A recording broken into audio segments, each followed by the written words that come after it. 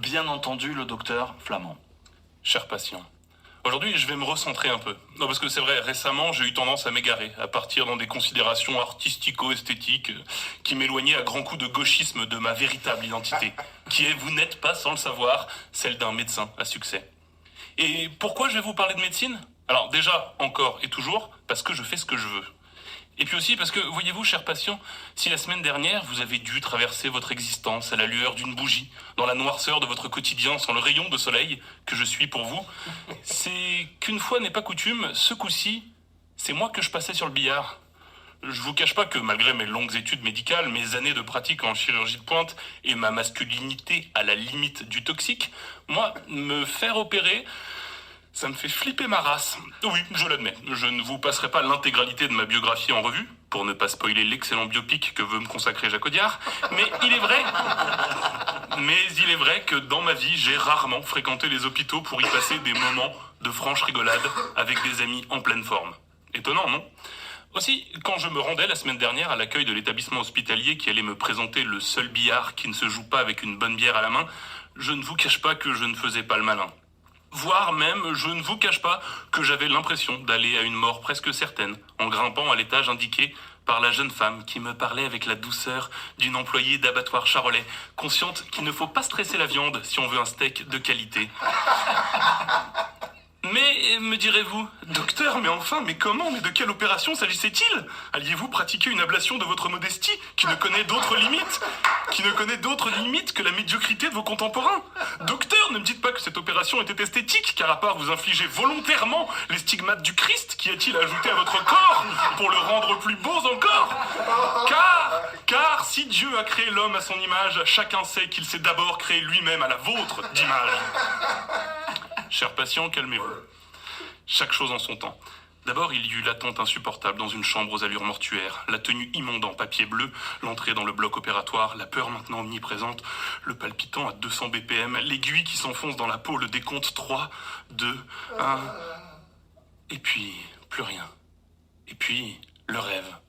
Mon esprit, pourtant d'une modestie que vous me connaissez tous, me catapulta lors de ce rêve derrière le micro d'une radio nationale, à une heure de grande écoute. L'invité du jour, ou du moins l'invité de mon rêve, était Marc Lavoine. Je ne vous permets pas, et le patron de l'émission n'était autre que ce bon vieux Nagui, fantasme immuable de ma grand-mère maternelle. Chers patients, je vais maintenant vous retranscrire approximativement l'échange que mon cerveau endormi mit en scène pour me divertir pendant qu'on me découpait le corps au scalpel.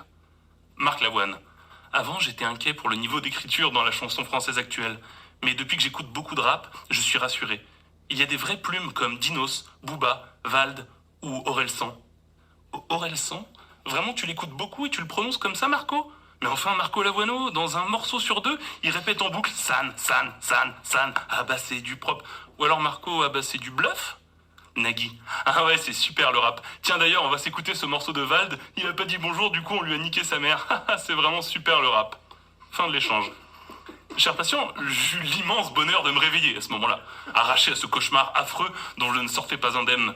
Comment avais-je pu imaginer qu'en 2022, sur la première radio nationale, on résume l'écriture dans le rap à un morceau parodique et volontairement vulgaire?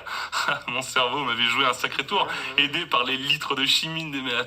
Mais attendez, cher patient, Dieu du ciel, ce n'était pas un rêve, c'était un poste de radio placé dans la salle de réveil. Car oui, une fois bien sorti de mon sommeil chimique, j'entendais encore les dernières notes du morceau de Vald et les gloussements de Nagui, ce même Nagui qui en 1995 avait déjà craché sur le rap face à Fab de la Secret Connection. 27 ans plus tard, le grand Manitou de la musique à la sauce taratata, le présentateur omniprésent des plateaux télé et radio, continue à propager l'idée que dans le fond, dans le rap, on ne sait que niquer des mères. Cher patient, à l'hôpital, j'ai eu mal. Cher patient, à l'hôpital, j'ai eu mal au rap. Mais bon, revenons-en à mes oignons. Depuis ce réveil douloureux, j'ai toujours 32 dents et je n'ai plus 32 dents. Car oui, cher patient, il ne s'agissait que de l'extraction de mes dents de sagesse. Et non, je ne vous permets pas de me juger quant à la panique que me provoquait cette opération si courante et banale. Oui, j'ai aussi peur des hôpitaux que des fautes de français. C'est comme ça. Et c'est aussi surtout une excuse relativement acceptable pour justifier la grande vacuité de la chronique que je vous livre ce jour, chers patients, tandis que les effets de 8 Doliprane se dissipent un peu plus à chaque instant. Car si j'ai horreur des hôpitaux, j'ai beaucoup plus de haine pour la douleur. Je déteste avoir mal. Il y en a qui aiment, chacun son truc. Moi, je suis prêt à assumer sans honte que je préfère une douzaine d'huîtres de bousigues à une ablation dentaire.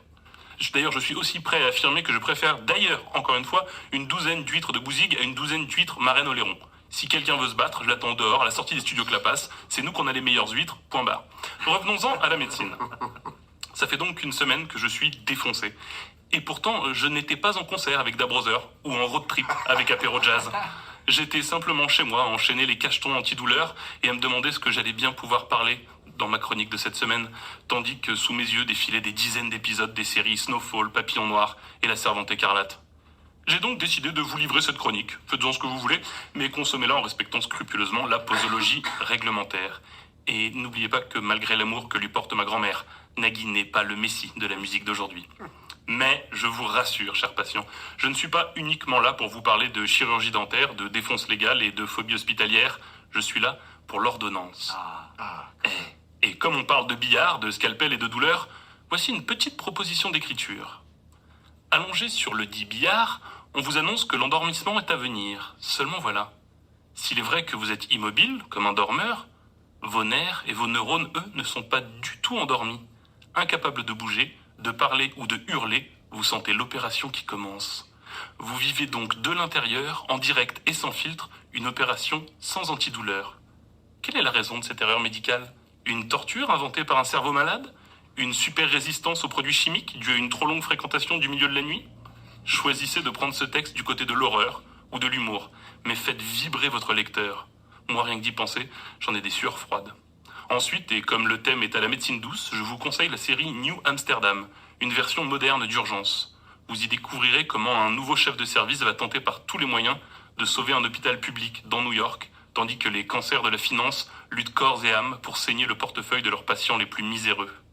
Et puis, parce qu'on ne se quitte jamais sans musique, laissez-moi vous perfuser une petite dose du morceau El Paciente, sorti du cerveau malade du rappeur Silvito El Libre, qui n'est autre que le fils de Silvio Rodriguez, l'immense musicien de la Nueva Trova cubaine. Chers patients, je vous remercie de m'avoir écouté. C'était le docteur Gaspard Flamand. Et n'oubliez jamais, un homme sans culture, c'est comme un zèbre sans rayures.